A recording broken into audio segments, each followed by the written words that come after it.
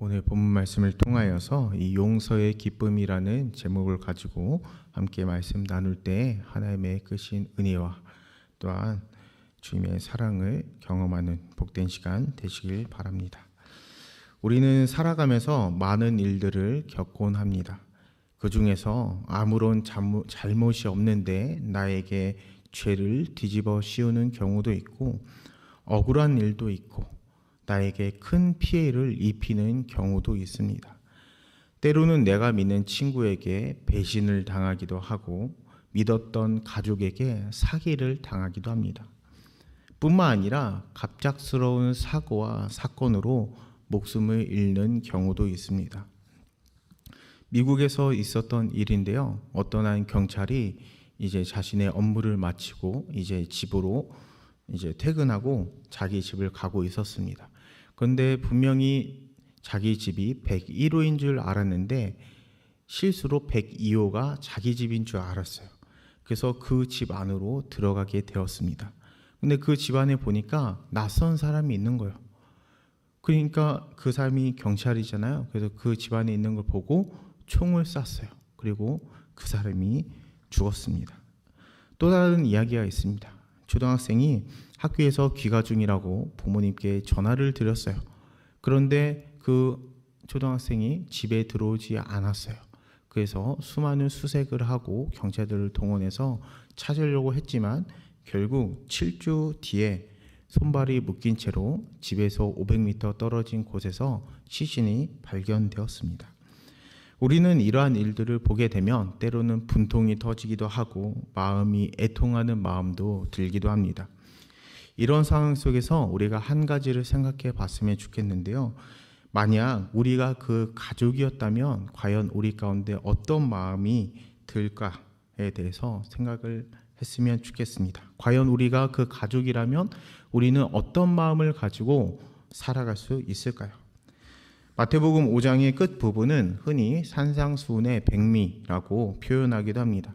그 이유는 오늘은 읽지 않았지만 20절에 나오는 서기관과 바리새인의 의보다 훨씬 나은 의를 예수님께서 요구하시기 때문이에요. 곧 서기관과 바리새인들의 이 생활 양식보다 더 뛰어난 의, 훨씬 나은 의를 우리 가운데 요구하고 계십니다. 어떻게 보기에는 우리가 참 이해하기 어렵습니다. 왜냐하면 이 바리새인들은 어떻게 살았냐? 율법을 굉장히 꼼꼼하게 읽었어요. 그냥 우리가 쭉 읽고, 저도 이제 성경을 보다 보니까 저기 처음에 볼 때 출애굽기 이제 후반부부터 레위기 쪽 가면은 이게 도대체 무슨 말인가? 내가 이거 읽어야 되나? 이렇게 쭉 이 고민과 염려 속에 항상 창세기만 읽잖아요. 근데 이 바리새인들 율법들을 굉장히 꼼꼼하게 읽었어요. 그리고 까다롭게 지켰어요. 뿐만 아니라 모세에게 주신 율법의 많은 규정과 규율을 추가해서 지켰어요. 그러니까 굉장히 그들은 말씀대로 살라고 노력하고, 또한 그뿐만 아니라 하나님께 주신 말씀을 더하여 많은 규정과 규율까지 추가하여 지켰어요. 그런데 예수님께서는 우리가 어떻게 살아야 하는가, 우리가 이러한 바리새인과 서기관들보다 그들의 의보다, 그들이 살아가는 삶의 모습보다 더 나은 삶을 살아야 된다라고 말하고 있습니다. 오늘 본문을 보니까 그들의 의보다 나은 것이 무엇인지에 대해서 설명하고 있습니다. 그것은 모든 고대의 이교보다, 또한 모든 고대의 철학과 또한 윤리는 물론이고 어떤 구약 성경의 규정보다 수준이 높은 것을 말하고 있습니다. 곧 예수님께서 말씀하시는 것은 친구와 선인만이 아니라 원수와 악인까지도 우리가 포용하길 원하신다는 거예요. 그래서 5장 38절을 보면 또 눈은 눈으로 이는 이로 갚으라 하였다는 것을 너희가 들었으니 라고 말하고 있습니다. 구약에 보면 출애굽기, 레위기, 신명기에 나오는 이 눈에는 눈, 이에는 이에 대한 말씀이 나옵니다. 하나님께서 구약 시대 때 그렇게 말씀하신 것은 바로 피해의 복수를 종식시키기 위하여서 그렇게 말씀하신 것입니다. 사실 우리가 하는 복수는 이 레위기 19장 17절부터 18절을 보게 되면 명백하게 금하여져 있어요. 그러니까 우리는 우리에게 혹시 피해를 입히면 우리가 직접 복수를 하는 것이 아니라 하나님께서 일하실 때까지 우리는 기다릴 뿐이죠. 그렇기 때문에 예수님께서 오늘 본문에 말씀하신 이 악한 자를 대적하지 말라라는 말은 굉장히 충격적이게 들릴 수도 있습니다. 여기서 이 악이라는 단어에 대해서 존 스토트는 이렇게 말합니다. 본문에 쓰인 악이란 단어는 토포네로라는 단어인데 이는 중성형이 아니라 남성형으로 쓰였다 라고 말하면서 곧 예수님은 악의 존재를 부정하시는 것이 아니라 그분이 금하시는 것은 바로 우리의 복수다라고 말하고 있어요. 그러니까 예수님께서는 우리가 복수를 하기 원하지 않으신다는 거예요. 곧 우리에게 악이 닥칠지라도 우리가 해야 할 것은 다름 아닌 우리가 악을 악으로 갚는 것이 아니라 우리가 선으로 악을 이기길 원하신다는 거예요. 그렇다면 오늘 본문은 무슨 내용인가? 네 가지를 통해 말하고 있는데 먼저 첫 번째로 39절을 보니까 이렇게 말하고 있습니다. 나는 너에게 이르노니 악한 자를 대적하지 말라. 누구든지 내 오른뺨을 치거든 왼편도 돌려대며 라고 말하고 있어요. 첫 번째는 오른뺨을 치는 경우예요. 대다수의 사람들이 다 오른손잡이죠. 이는 고대 근동에서 상대를 손등으로 때려 모욕하는 행위를 가리켜요. 그러니까 이 오른뺨을 친다는 게 그냥 이렇게 찰싹 때리는 이런 거에서 끝나는 게 아니고 모욕감을 주는 행위라는 거예요. 굴욕감. 신체적 상해보다 굉장한 큰 굴욕을 주는 것을 말하고 있는 것입니다. 우리가 세상 살면서 얼마나 많은 굴욕이 있어요. 월세가 밀렸을 때 주인이 아니 왜 월세를 안 냅니까? 하면 어때요? 이 돈이 없어서 이게 사업이 안 돼서 없는데 한 번만 봐주십시오. 이렇게 참 굴욕적이잖아요. 그런데 이러한 굴욕감 속에 있을 때 누가 우리를 굴욕감을 주고 있는 그 상황 속에서 성경은 무엇이라 말하냐면 바로 오른뺨을 맞으면 맨뺨도 대라는 거예요. 그러니까 내게 준 누가 너는 왜 그래? 너는 왜 그렇게 생겼어? 너는 왜 능력이 그거밖에 안 돼? 너는 왜 하나님이 복을 왜 그거밖에 안 줬어? 야, 너가 진짜 믿는 하나님이 진짜 맞아? 라고 우리 가운데 굴욕감을 줄 때 그러면 너는 뭐가 잘났는데? 라고 말하는 게 아니라 어떻게 하라고요? 맨편도 맞으라는 거예요. 우리가 똑같이 악을 악으로 갚지 말라는 것입니다. 성도님 여러분들, 혹시 여러분들 가운데 지독한 굴욕감을 주는 사람이 있습니까?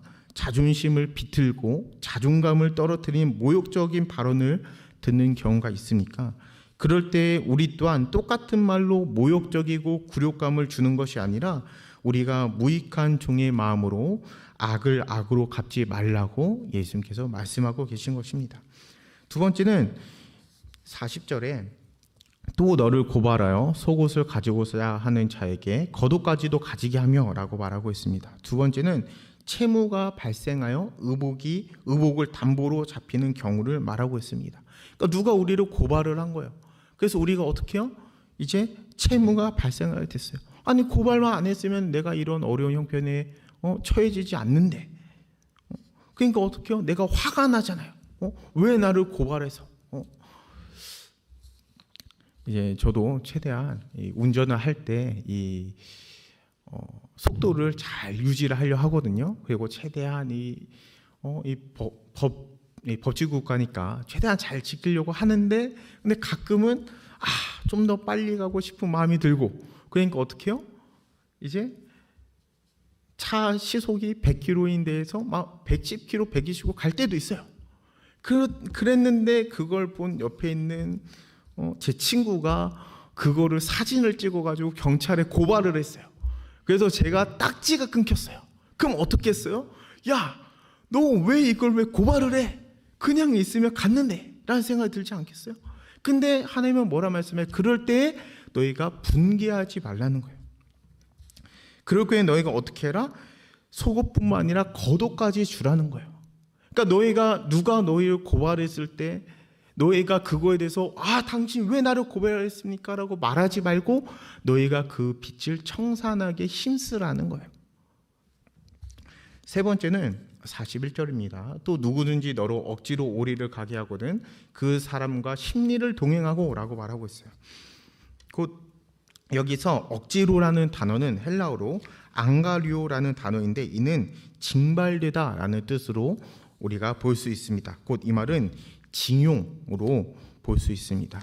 이 당시에는 법적으로 이 로마 군대는 본인의 동의 없이 시민을 징발해서 이 로마 이 단위로 1마일 거리까지는 군수품을 운반하게 할 수 있는 거예요.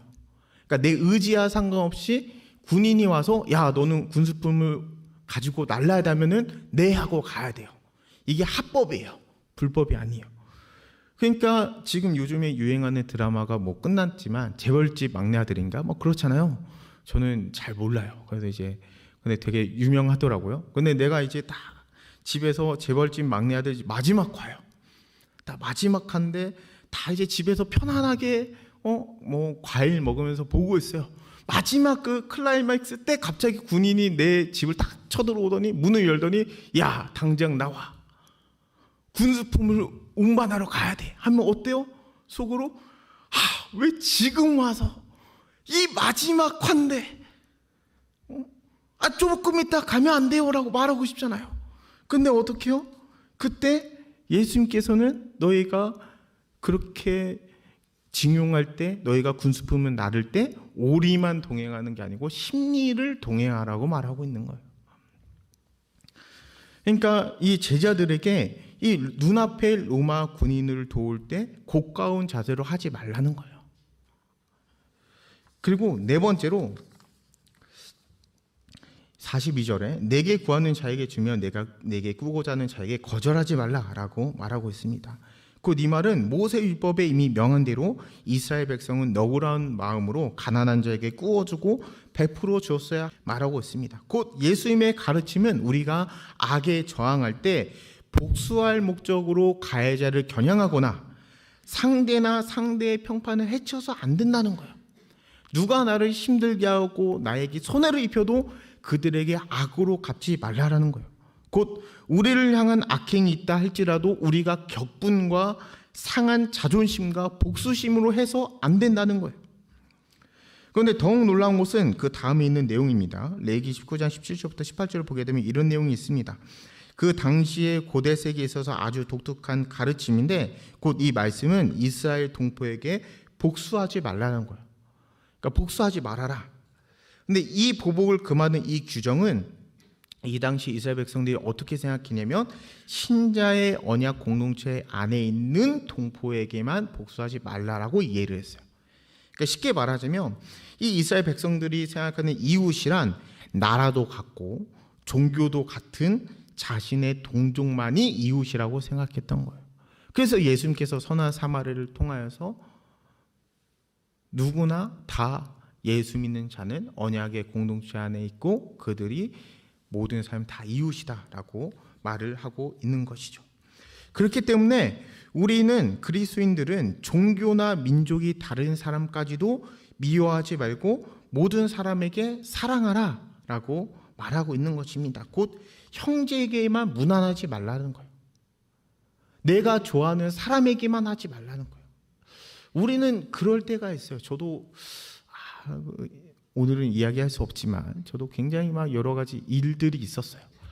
근데 뭐 그 중에 한 명은 제가 대학생 때 친구가 어렵대요. 그래서 막 밥도 사주고 집에서 잠도 재워주고 그리고 여름에는 에어컨을 너무 세게 틀어서 춥다고 이불 덮게 하고 겨울에는 저는 안 틀고 살거든요. 근데 겨울에는 난방을 너무 뜨겁게 해서 에어컨을 틀고 자게끔 했어요.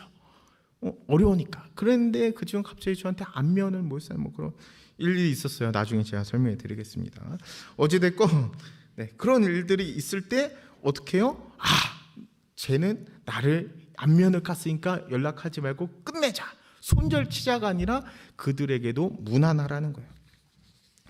이 당시 이스라엘 전통적인 인사는 샬롬이라는 건데 이 샬롬은 만사형통과 평화를 뜻하는 것입니다. 곧 예수님의 말씀은 남을 잘되게 하려는 우리의 모든 헌신들은 각자의 집단과 민족과 심지어 기독교 공동체를 뛰어넘어서 종교적으로, 민족적으로, 도덕적으로, 정치적으로 우리와 완전히 다른 사람들에게도 샬롬을 바라야 한다는 거예요.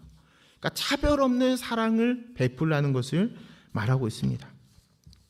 그래서 이러한 사랑의 모습들은 46절부터 47절에 잘 나타나 있는데, 곧 그리스도인이 마땅히 살아가야 될 사랑의 삶은 눈에 띄게 다르고 특이하고 비범하여 일반 사회와 구별된다는 거예요. 그러니까 우리가 사랑하는 사랑은 일반적인 사람들이 사랑하는 사랑과 다르다는 거예요. 사람들은 어때요? 우리에게 이익을 주고 나를 좋아하는 사람을 사랑하길 원해요. 그런데 우리 그리스도인들은 어때요? 나에게 악행을 주는 자도 사랑하고, 나 민족이 다른 사람도 사랑하고, 종교적으로 다른 사람도 사랑하고, 가치관이 다른 사람도 사랑해야 된다라는 것이요. 또 두 번째는 우리가 그런 삶이 가능한 이유인데, 그 이유는 바로 요한일서 4장 19절 말씀처럼 우리가 사랑하면 그가 먼저 우리를 사랑하셨음이라 라는 말씀에 나타나 있습니다. 우리가 그렇게 사랑할 수 있는 이유가 무엇입니까? 바로 예수님께서 나를 먼저 사랑하셨기 때문이에요. 이것이 바로 이 마태복음 5장 20절에서 말하는 서기관과 바리새인보다 더 나으니 곧 완전히 새로운 생활 방식으로 살아야 함을 말하고 있는 것입니다. 그들은 어떻게 살아내며 눈에는 눈, 이에는 이로 그들이 갚았으나 이제 그리스도 예수 안에 새로운 피조물이 된 우리는 나라와 종교와 같은 형제들을 벗어나 차별 없는 사랑의 개념, 일반 사회와 구별되는 사랑함이 있어야 됨을 말하고 있는 것입니다. 그렇다면 우리는 어떻게 이렇게 사랑할 수 있는 이유가 무엇인가? 바로 그 이유는 예수 그리스도의 십자가로 인함이라는 거예요. 내가 우리에게 악행을 베푸고 나를 죽기까지 힘들게 한 그들을 용서하고 그들을 사랑할 수 있는 이유는 예수님께서 먼저 나를 용서하시고 나를 사랑하셨기 때문이라는 거예요. 예수님께서 십자가에 못 박혀 죽으실 때 내 마음이 매우 고민하여 죽게 되었나이다 라고 말씀하시고, 나의 하나님 나의 하나님 어찌하여 나를 버리셨나이까 라고 기도하셨습니다. 하나님과 우리와의 깨어진 관계를 회복시키시고 만유를 회복시키시기 위하여 이 땅에 영원한 화목제물을 위하여 오신 그리스도의 십자가의 은혜가 지옥과 영원한 심판에 떨어져야 우리를 대속하시고 구원해 주신 그 은혜가 있기 때문에 이제 우리는 우리를 억압하고 힘들게 하고 원수조차 사랑할 수 있는 넉넉한 용서의 마음이 깃들 수 있는 이유가 바로 그리스도의 십자가의 은혜 때문이라는 거예요. 그래서 우리가 용서할 수 있는 거예요. 사람을 보며 용서할 수 없으나 나를 위하여 이 땅에 오신 십자가의 은혜를 생각하며 내가 그들을 용서하고 기도하고 그들을 사랑할 수 있는 것입니다. 그렇기 때문에 우리는 우리에게 악을 행하는 자들을, 또한 우리의 마음을 괴롭게 하는 자들을, 우리를 배신하고 사기를 치며 모욕적인 언행하는 사람들을 향해 그들을 용서해주고 그들을 사랑할 수 있는 것입니다.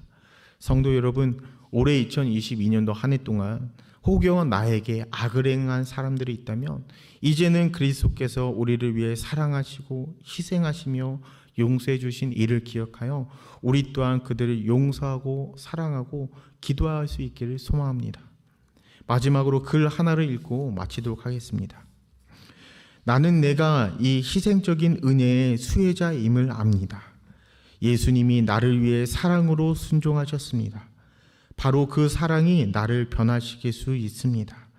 그것이 우리의 눈물과 경탄과 희열과 활력을 낳습니다. 그분의 희생적인 사랑이 나를 변화시키시는 이유는 그것이 나를 낮추어 교만과 이기심에서 벗어나게 하시고 동시에 나를 인정해 열등감과 자기 연민에서 벗어나게 하기 때문입니다. 예수님의 사랑 때문에 나는 죄를 미워합니다. 그 이유는 내 죄 때문에 그분이 죽으셨기 때문입니다. 하지만 그 사랑 덕분에 나는 나를 미워하지 않습니다. 그분이 나를 해방시키려고 나를 위해 죽으셨기 때문입니다. 우리를 이토록 변화시키는 것은 없습니다. 내가 이렇게 사랑받는 존재이니 열등감이 사라지고 은혜로만 구원받은 죄인이니 우월감도 사라집니다. 십자가에 달리신 예수님의 부르짖음을 이해하면 그것이 바로 변화를 낳는 열쇠가 됩니다. 아울러 그것은 인간의 용서와 화해를 이루는 위대한 열쇠인 것입니다. 오늘 말씀을 기억하여 하나님, 우리가 진짜 우리를 힘들게 하고 어렵게 하는 이들을 용서하길 원합니다. 올해가 가기 전에 그들을 용서할 수 있는 마음을 주시고 우리가 그들을 사랑할 수 있는 마음을 주시고 그들을 위해 기도할 수 있는 마음을 주셔서 예수님께서 말씀하셨던 것처럼 세상 사람들과 다르게 했던 그 모습들을 더 뛰어넘어서 이제는 우리가 그들조차 사랑할 수 있는 그리스도의 마음을 달라고 함께 같이 기도한 시간을 가졌으면 좋겠습니다. 그래서 오늘 주시는 말씀 위에 기도하시고 우리 다 함께 주여 한번 외치고 기도하시다가 개인 기도하시고 돌아가시겠습니다. 다 함께 주여 한번 외치도록 하겠습니다. 주여